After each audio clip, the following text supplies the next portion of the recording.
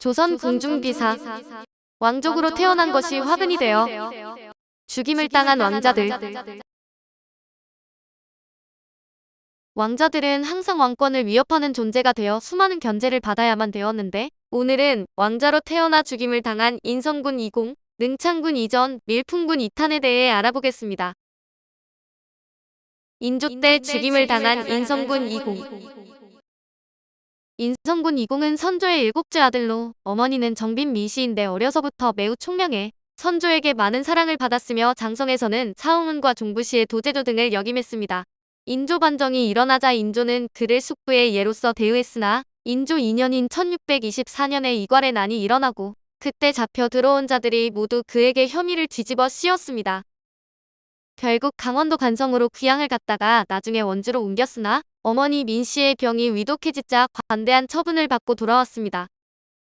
그러나 인조 5년인 1627년 유효립 등이 대북파의 잔당을 규합하여 모반을 기도했는데, 이때 이공이 왕으로 추례되었다 하여 역적의 우두머리로 지목되어 다시 진도에 유배되었다가 자결을 강요받고 죽었습니다. 모반 사건이 적발되자 대신과 3사가 그를 법에 따라 다스릴 것을 청했으나 처음에는 임금이 윤허하지 않았습니다. 그러자 대간이 하루에 7차례 아래고 홍문관에서 5차례 상소를 올리는가 하며 대신들도 백관을 거느리고 그를 죽여야 한다고 강하게 요구했습니다. 인조실록 18권 인조 6년 1월 10일 임신 첫 번째 기사 1628년명 첨계 8년 옥당에서 인성군 이공을 처벌할 것을 청하였으나 윤허하지 않다. 옥당이 차자를 올리기를 신하로서 역적을 모의한 것은 천하의 대악인 것으로 천지 사이에 용납시킬 수 없는 것입니다. 성인이 역적을 성토하는 의리를 엄하게 한 것은 비단 그 죄악이 커서 천지 사이에 용납할 수 없어서일 뿐만이 아니라 또한 화란의 계제를 제거하기 위해서인 것입니다. 인성군 이공은 전자에 여러 번 일어났던 여곡에서도 그의 이름이 나오지 않은 적이 없었습니다. 그런데 이번 역적들의 공추에서도 낭자하게 거론되어 그 계모가 이미 현저하게 드러났으니 천하가 다 같이 성토해야 됩니다. 따라서 양사에서 처치가 있어야 된다고 청한 논계는 실로 천하의 대의인 것이고 국인이 다 같이 옳게 여기는 것입니다. 전하께서 아무리 비호하려 하여도 될 수 있겠습니까? 묘당으로 하여금 의논하여 조처하게 하소서. 하니 답하기를 역적들의 공추가 극히 흉참스럽기는 하지만 모두가 의세를 빌기 위한 말인 것으로 결코 믿을 것이 못 된다. 다시는 번거롭히지 말라 하였다. 이 뒤로도 연일 차자를 올렸다.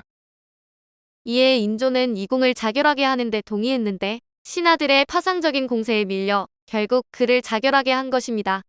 이에 따라 이공은 이듬해 5월에 자결했는데 임금은 그가 죽었다는 소식을 듣고 특별히 예장을 하라고 명했으나 승정원에서 반대하고 나왔지만 임금은 뜻을 굽히지 않았습니다. 광해군 때 죽임을 당한 능창군 이전. 광해군 7년인 1615년에도 인조의 동생인 능창군 이전이 왕으로 추대되었다는 무고를 받고 자결한 일이 있었는데, 능창군은 선조의 5째 아들로 나중에 원종으로 추존되는 정원군의 3째 아들이었습니다. 그는 임진왜란 때 죽은 선조의 4째 아들 신성군의 양자로 들어갔는데 어릴 적부터 총명하고 기상이 비범하여 광해군과 대북파의 견제를 받았습니다. 그러던 중 소명국이란 사람이 능창군이 수한 군수 신경희의 추대를 받아 왕이 되려 한다고 무고를 해서 이른바 신경희의 옥사가 일어났습니다. 능창군은 영모로 몰려 강화도 교동에 위리안치되어 갖은 고초를 당했는데 이후 살해당할 위험에 처하자 결국 스스로 목을 메어 자결했습니다. 그가 죽자 온 나라 사람들이 원통해했다고 하는데, 이 사건으로 신경희는 죽임을 당하고 연루된 여러 사람이 유배되었는데 능창군은 인조대의 능창대군으로 추봉되었습니다. 광해군 일기 정초본 97권 광해 7년 11월 17일 기축 4번째 기사 1615년명 만력 43년 능창군 이전의 졸기. 이전을 위리 안치된 곳에서 죽였다.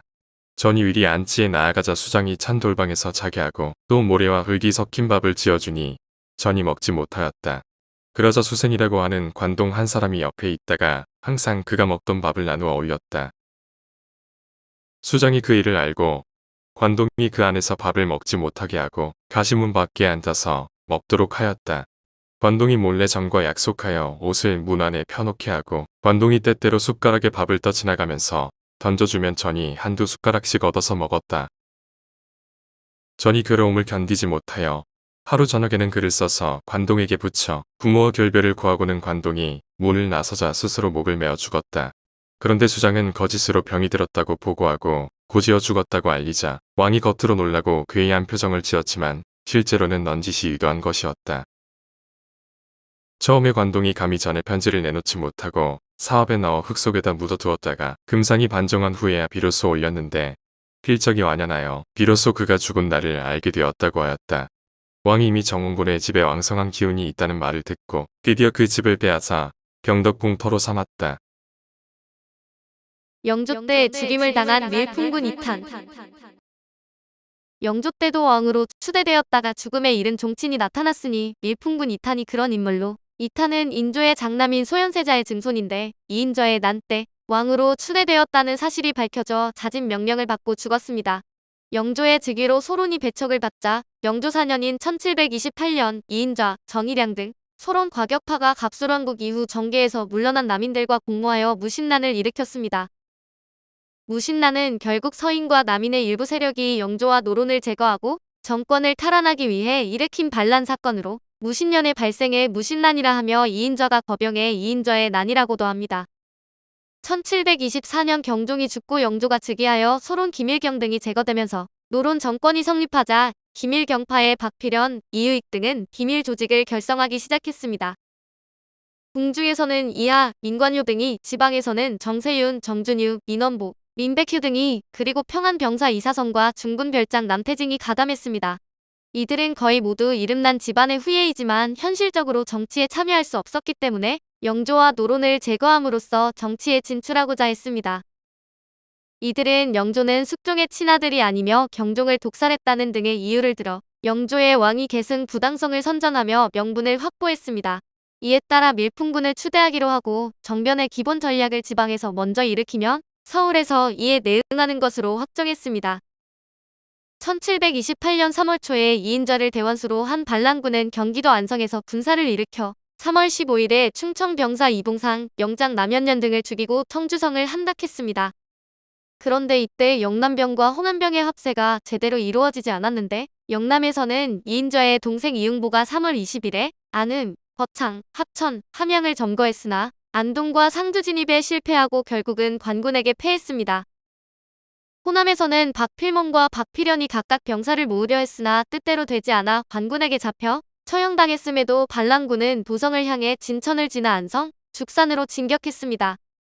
그러나 3월 24일에 관군에게 격파되어 이인좌, 권서봉, 목함경이 잡혔으며 청주에 남아있던 반군 세력인 신천영과 이기좌는 창의사 박민웅에게 체포되었습니다. 이 소식은 영호남 지방에도 알려져 잔존했던 반군 세력은 소멸되고 반란은 실패로 끝나고 말았는데 무신난이 평정된 후 임금은 종친인 이탄을 차마 사형에 처할 수는 없었습니다. 공족에게 법을 시행할 때는 마땅히 신중하게 살펴야 한다거나 자진하는 것 외에는 다른 법률이 없다면서 자진하게 하려 했지만 중신들은 그를 극형에 처해야 한다고 강력하게 주장했습니다. 그러나 임금은 자진을 시키는데 이탄이 자진할 때 독촉하지 말며 시체를 검시하는 것이 오랜 관례라 할지라도 부관, 의생, 불의만 들어가 검시하게 하라고 명했습니다.